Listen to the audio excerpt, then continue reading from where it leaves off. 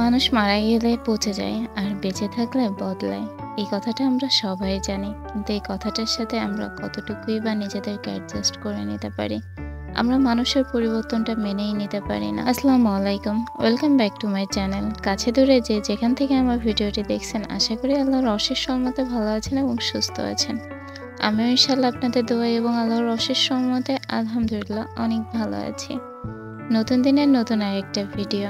আর আজকের ভিডিওটা শুক্রবারের সকাল থেকে শুরু করছি।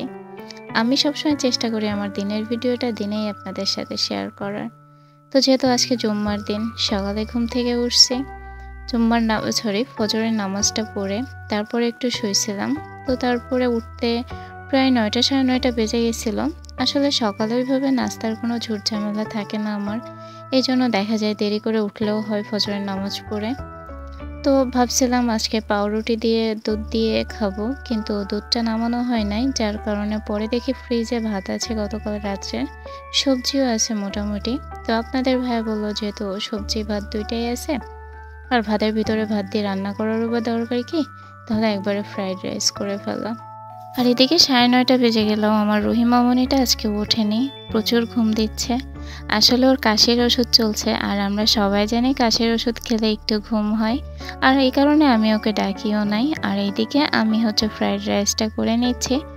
আসলে বাসি ভাত থাকলে দেখা যায় যে এইভাবে ভেজে খেতে কিন্তু ভীষণ ভালো লাগে। একটা সময় সবজি জাতীয় কোনো কিছু দেখলে আমি নাক ছিটকাতাম, আর এখন সেই মানুষটা আমি, সবজি হলে আর কিছুই লাগে না। এই ভাত ভাজিটা সবজি দিয়ে তো দূরে থাক, আমাকে যদি গোস্ত দিয়েও করে দিত আমি কখনোই খেতাম না। বাট এখন আসলে মানুষ পরিবর্তন হয়। ওই যে বললাম, সংসার জীবনে আসলে প্রতিটা মেয়েই পরিবর্তন হয়ে যায়। বাবার বাড়িতে থাকলে এক গ্লাস পানি ঢেলে খেতে গেলে তাই কতটা কষ্ট হয়, আর সংসার জীবনে এসে পুরো সংসারটাই সামলাতে হয়। এখনো অবধি সেম। আমি এই যে 2 দিন আগে বাবার বাড়িতে গেছিলাম, কি বলবো, মা যদি এক গ্লাস পানি ঢেলেও খেতে বলতো খুব কষ্ট হতো, যদিও মা বলতো না, মা সেটাও করে দিত। আর দেন যখনই এখানে চলে আসছে, আসার পর থেকে একের পর এক কাজ, সংসার সামলানো সবই করতেছে, অথচ সেখানে কোনো কষ্ট নাই, কোনো ক্লান্তি নাই। এটাই হচ্ছে আসলে মানুষ বলাটা ভুল হবে, এটাই হচ্ছে মেয়েরা এমনই হয়। এখন আমি আপনাদেরকে একটু A to Z বলে দেই কিভাবে কি প্রসেসিং করলাম শুরু থেকে, যদিও আপনারা দেখে নিয়েছেন, তারপরও আমি একটু বলে দিচ্ছি। ফার্স্টে আমি কিছু বাঁধাকপি, তারপরে বরবটি আর ক্যাপসিকাম কেটে নিয়েছিলাম। তো তার পেঁয়াজটা ভাজার পরে আমি ডিমটা ভেজে নিয়েছিলাম পেঁয়াজের ভিতরেই। তারপরে সবজিটা দিয়ে দিয়েছি, আর সবজি দেওয়ার পরে আমি একটু সয়া সস দিয়েছি।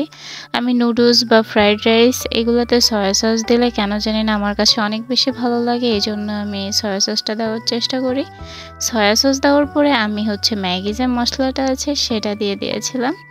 দিয়ে একটু ভালো মতো যখন সবজিটা সেদ্ধ হয়ে এসেছে, তখন আমি ভাতগুলা দিয়ে দিয়েছি। আর এই যে অলমোস্ট কিন্তু আমার সেই ফ্রাইড রাইসটা হয়ে এসেছে। এখন একটু ঘি দিয়ে নামিয়ে নিব। ফ্রাইড রাইস নামানোর আগে যদি একটু ঘি দেওয়া হয়, ফ্রাইড রাইসের ফ্লেভার স্বাদ দুইটাই চেঞ্জ হয়ে যায়, আর এত বেশি মজার হয় খেতে তা বলার মতো না। যদিও আমার রহিমনি এই ফ্রাইড রাইসটা পছন্দ করে না, বা সকালে ভাত জিনিসটাই ও খেতে চায় না, তো যার কারণে ওর জন্য আমি একটু নুডলস সেদ্ধ বসিয়ে দিয়েছি। সবাই তো খুব ভালো করেই জানেন, আমার রহিমনিকে একটু নুডলস সেদ্ধ দিয়ে দিলে ওর আর কিছুই লাগে না সকালে। শুক্রবার আমি সবসময় একটা কথা বলি, শুক্রবারে আমি তেমন কোনো কাজ রাখি না। চেষ্টা করি নামাজের ভিতরে, মানে জুম্মার নামাজ পড়ে আসার আগে আমার সমস্ত কাজগুলো কমপ্লিট করে দুপুরে একসাথে খাওয়ার, যার কারণে সকালের নাস্তাটা কমপ্লিট করে আমি আর একদমই দেরি করি নাই, সোজা চলে আসছে দুপুরে রান্না করতে। আর আজকে আমি প্রেসার কুকারে গরুর গোস্ত রান্না করব, আর কিভাবে রান্না করছি সেটা আপনাদের সাথে শেয়ার করছি। প্রেসার কুকারে গরুর গোস্ত রান্না করার জন্য ফার্স্টে গোস্তটা দিয়ে দিয়েছি, দেন আমি পেঁয়াজ কুচি দিয়েছি। তারপরে এই যে আমার ইনস্ট্যান্ট যে মশলাটা, আদা রসুন তারপর গরম মশলা একসাথে পেস্ট করে নিয়েছিলাম, সেটা দিয়ে দিয়েছি। তারপরে কিছু রসুন কুচি দিয়েছি, মানে বড় বড় যে রসুনগুলা ইন্ডিয়ান, সেগুলার যে ফালিগুলা থাকে সেটাই কয়েক পিস দিয়েছি। তারপরে দিয়ে দিয়েছি জিরা গুঁড়া, মরিচ গুঁড়া, লবণ, আর এখন দিয়ে দিচ্ছি হলুদ গুঁড়া। হলুদ গুঁড়াটা আগেই দিয়ে দিয়েছি, এখন দিয়ে দিচ্ছি মরিচ গুঁড়াটা। আমার এই মরিচটাতে প্রচুর পরিমাণে কালার, কিন্তু ঝাঁজটা খুবই কম। যাই হোক, সব মশলা এক এক করে দিয়ে দিচ্ছি। দিয়ে তারপরে আমি হাতে মাখিয়ে নিচ্ছি। গরুর গোস্তটা সবসময় কিন্তু হাতে মাখিয়ে খেতেই ভালো লাগে। আমি আসলে এই বিষয়টা জানতাম না। আমি আমার শাশুড়ি মায়ের কাছ থেকে জানছি ফার্স্ট টাইম। কারণ কখনো মাকে দেখিই নাই যে মা কিভাবে গরুর গোস্ত রান্না করতে। আসলে রান্নাঘরে কখনো উকিই মারি নাই। যাই হোক শাশুড়ি মাও পেয়েছিলাম আলহামদুলিল্লাহ তেমনই মায়ের মতো যে হাতে করে আমাকে সবকিছু শিখিয়ে নিয়েছে। তারপরে তেল দিয়ে নিয়েছি। আর তেলটা খুবই অল্প পরিমাণে দিয়েছি কারণ গোস্তটাতে কিছুটা চর্বি আছে। তো তারপরে এই যে প্রেসার কুকারে ঢাকনাটা দিয়ে দিচ্ছি। আসলে অনেকেই বুঝতে পারে না যে প্রেসার কুকারে গোস্তটা কিভাবে রান্না করবে। আগে কি গোস্তটা কিছুটা জ্বালিয়ে বা কষিয়ে নিয়ে তারপর প্রেসার কুকারে দিবে, নাকি প্রেসার কুকারে আগে কষিয়ে নিয়ে তারপরে হচ্ছে সিটিটা দিবে, সিটির জন্য ঢাকনা দিয়ে দিবে। জাস্ট এই জন্যই আমি A to Z আজকে শেয়ার করে নিলাম। তো এখানে প্রায় কয়টার মতো ৬টা থেকে ৭টা সিটি উঠছে। ওঠার পরে আমি এই যে এখন দেখে নিচ্ছি গোস্তটা সেদ্ধ হয়েছে কিনা। গোস্তটা কিন্তু আমার একদমই সেদ্ধ হয়ে গেছে। তবে হ্যাঁ, এই ক্ষেত্রে আমরা কিন্তু গ্যাসের অপচয়টা রক্ষা করতে পারি কিভাবে? আমরা অনেক সময় দেখা যায় যে গোস্তটা যতক্ষণ না পর্যন্ত সেদ্ধ না হয় ততক্ষণ আমরা সিটি ওঠাতেই থাকি। এইটা না করে আমরা জাস্ট ৪-৫টা সিটি ওঠানোর পরে যদি প্রেসার কুকারটা ওইভাবেই আটকানো অবস্থায় রেখে দেই ১০-১৫ মিনিট বা আধা ঘন্টার মতো, তাহলে কিন্তু আমাদের গ্যাসের অপচয়টাও কম হয় আর গোস্তটাও সেদ্ধ হয়ে যায়। আমি কিন্তু এই জিনিসটাই সবসময় করি। কথায় আছে না, অপচয়কারী শয়তানের ভাই। ভাই বোন কোনোটাই হওয়ার ইচ্ছা আমার কখনোই নাই। যার কারণে আমি সবসময় চেষ্টা করি আমার সংসারের সাশ্রয়টার দিকে তাকিয়ে যেভাবে কাজ করা যায় সেভাবে গোস্তটা করার। যেহেতু অনেক সুন্দরভাবে সেদ্ধ হয়ে গেছে আর আলুগুলা যদি আমি একবারে কষানোর সময় দেই তাহলে সেদ্ধ হবে না। এজন্য আমি ঝোল থাকতে থাকতেই আলুগুলা দিয়ে নিয়েছি।